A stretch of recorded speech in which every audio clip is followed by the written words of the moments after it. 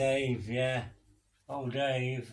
He was playing guitar in his father's garage. He used to sit and practice. He's down at a big house up off the Hallow Road, it was. My mate knew him from school, Mickey Mann, the one that died, the one that got electrocuted. He died on stage, he did, Mick. He was from Working Men's Club. Yeah, never forget that. When my sister rang me and told me about it, I wasn't playing for him then.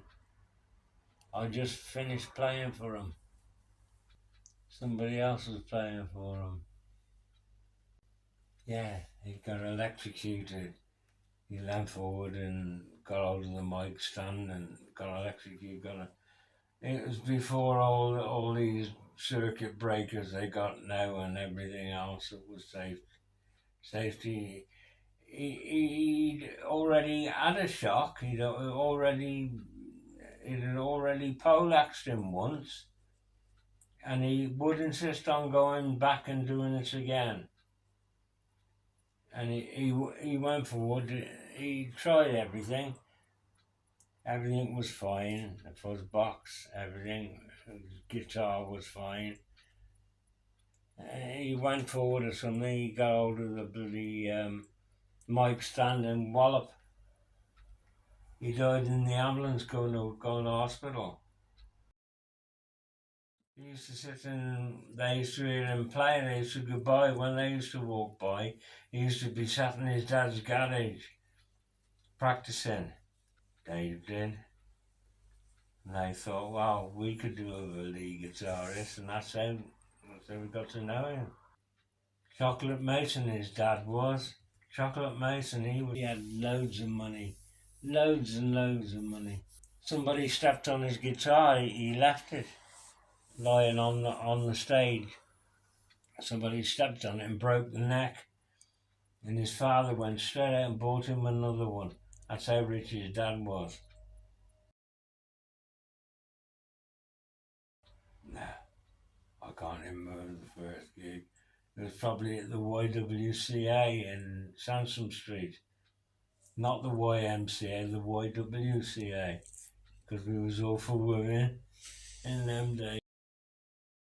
We had a pianist and a singer in them days. Well, pubs and clubs like, you know. You couldn't sort of play the big venues like Malvern and Droitwich and things because you had to join the musicians union, and if you didn't join that you couldn't play there. You couldn't play at Malvern without joining the musicians union. Because I remember back in Bob Miller and the Millermen at Malvern Winter Gardens when they come. When we was about 14, when I was about 14, I was going to be a big star, I was. Yeah, had all these big ideas. We was the best paid group, I know that. We used to get 20 quid, you know, £5 each. That was a lot of money then. I mean, when you come to consider a bricklayer's wages was £9 a week. Sort of £5 a week was a lot of money. Can't see him going out for that today. Oh, Jim. Well, it was, they were from an operatic family. It was his uncle and his auntie and his sister. They were all sort of opera singers. He was from a musical family. Then we had an audition for Larry Pond. We had loads of auditions. Two Eyes Coffee Bar in London and BBC in London, BBC in Birmingham. We played in the Prince of Wales Theatre as part of an audition in London. We was going to play on the city's ground down here. We was too loud for them. We played on the 3 counters and stopped the show. He said, we're going to have to stop the Jaguars from playing. He said, because everybody's listening to the Jaguars, not concentrating on what they should be doing. So they stopped them. And we played up at the Punch Bowl in Ronkswood, and the gaffer wouldn't have us again. He said, we're not having you again. He said, nobody could get to the bar to buy a drink. It was that packed. Nobody could get to the bar. Muddy was special, he was. He was different to everybody. He had a special way of singing. And Stevie Winwood and this sort of rough, it was very, very raw music, you know, very, very soulful, very deep. It was very South American, the deep South, you know. It was rather posh. Mama Cass was different. Mama Cass, when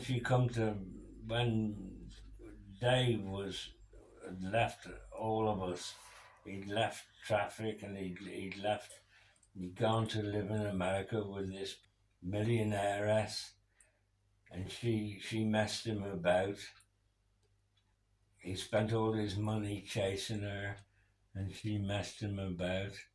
And he come back, and then he was just take up with Mama Cass when Mama Cass died.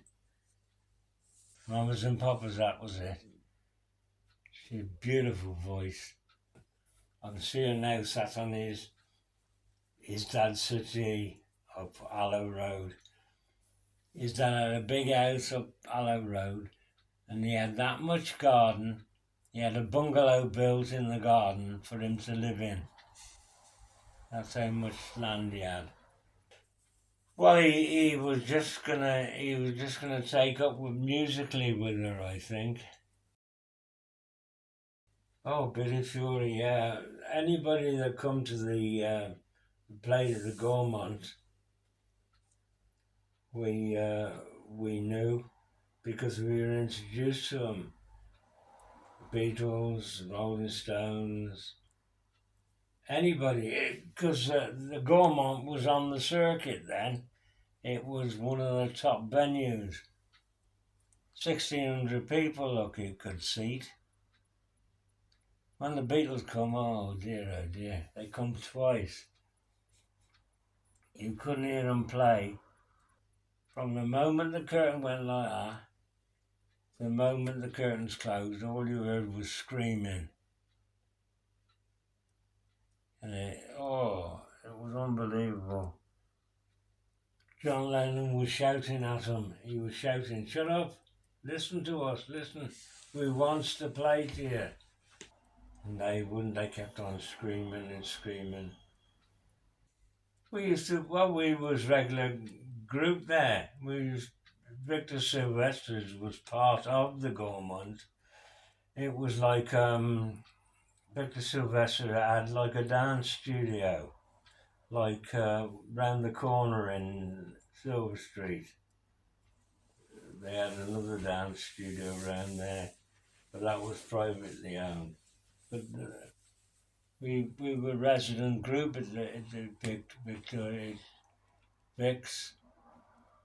They all the groups used to play at the Gaumont walked out the back, and all the audience used to come out and go down the alleyway to the back to see the group and get their autographs and one thing and another.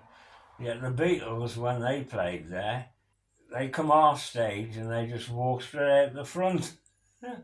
They didn't walk out the back, they walked straight out the front and got in their cars and went. Just missed all the hold up with the fans and that. Cheryl Stapleton, I was trying to think, Billy Cotton, Matt Monroe, Shirley Bassey. I used to lay down tracks playing, you know. I mean, as far as I know, No, some of my tracks could be on some of the things they're doing now. I wouldn't know. I wouldn't. Just laying down beats, just anything. Just sit there for hours and hours and hours playing anything. They can do it now, can't they? They only had sort of 16 track, 16, 20 track at the most. Most of the Beatles stuff was done in 16. Now it's bloody hundreds, isn't it? So I don't know. Most of the Beatles stuff is done in 16. I know that, and that was pretty far advanced then. Can't now. Somebody was stuck for a drummer, and I just sat there the one day, and there was an old set of drums there from the Salvation Army or something at the YWCA. We used to go there, and I just started playing these drums, and it was something that my father was a bassist. See, my father was. He played in a dance band. Now I only found this out sort of recently. Double bass, yeah, the old-fashioned double bass he played. The straight stuff, Glenn Miller and all that. Jones and Crossland I bought them from Birmingham. Set of Trixon jazz set. 2 tom-toms, bass drum, snare drum, crash cymbal, hi-hat. I used to do backing vocals. I was good enough to sing bloody lead, but they wouldn't let me. Never mind. The best drummer I ever saw was Buddy Rich. Now he was that was a drummer, I'll tell you. Some of the stuff he used to do with his left hand and that. He used nylon heads, the stick, and then just with nylon tips. He used to get about crack out of them. Because all the other drummers used to say to me, "How did you get that crack?" I used to use the rim a lot on the snare drum. Polly Palmer, who I borrowed, I was going to lend his drums.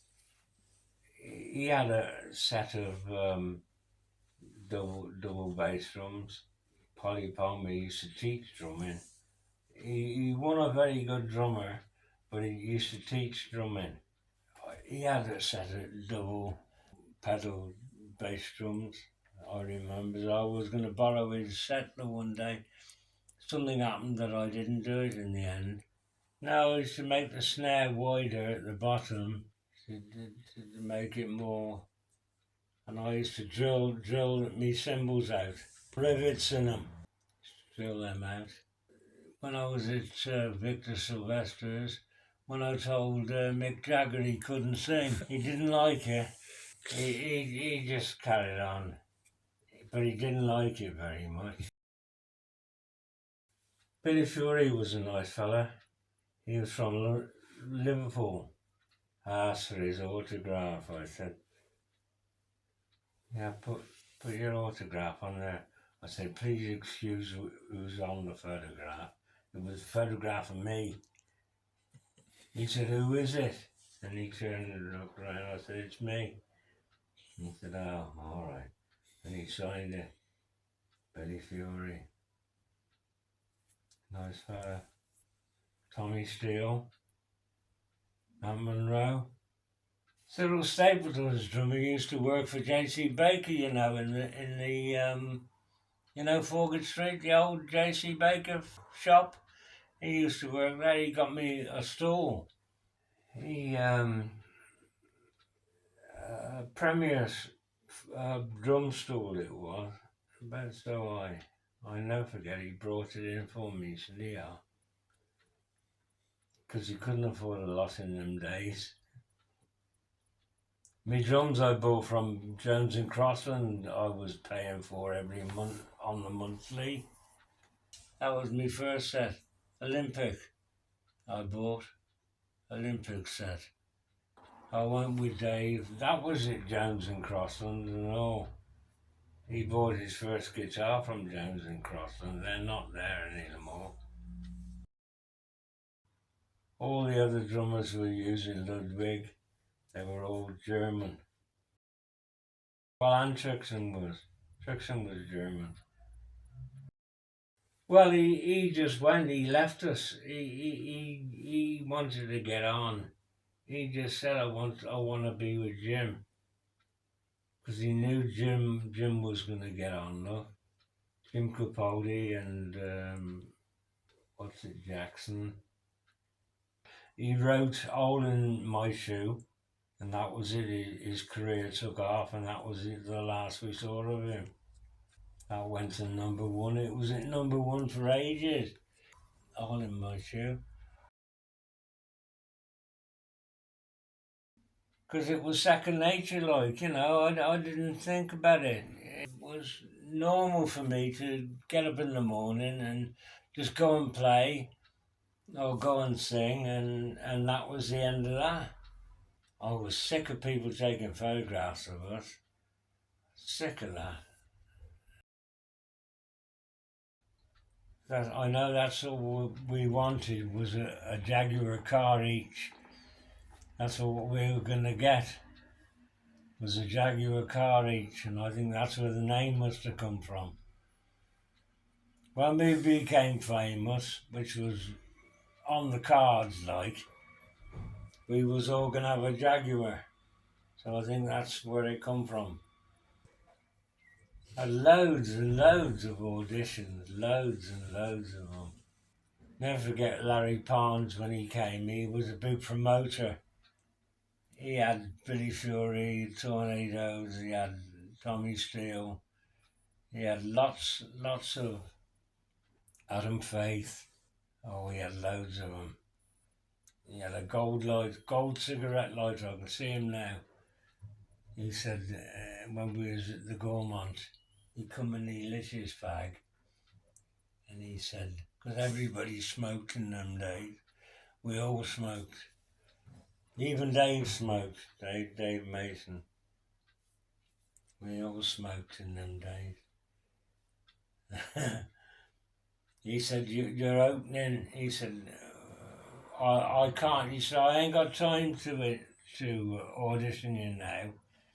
He said, you're opening, he said, what we'll do, he said, you'll open the second half of the shows at the Gaumont had an opening 2 hours and another 2 hours after. You had 2 shows like this, 2 shows a night. He said, you'll open the second half of the show. So we did. And we passed that, and that's when Dave left us.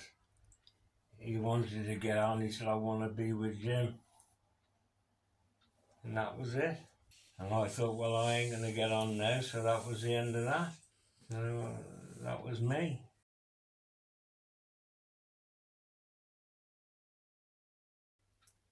I packed it in a long time ago. When I realised I wasn't going to make it, I packed it in. People kept on to me for weeks, don't you miss it, don't you miss it? Come on, get back, come play on. I tried it a couple of times, but it just didn't appeal to me after. I didn't want to do it. Surprising, it's, as you get older, you forget these things. You think you remember them, but you don't. You forget them.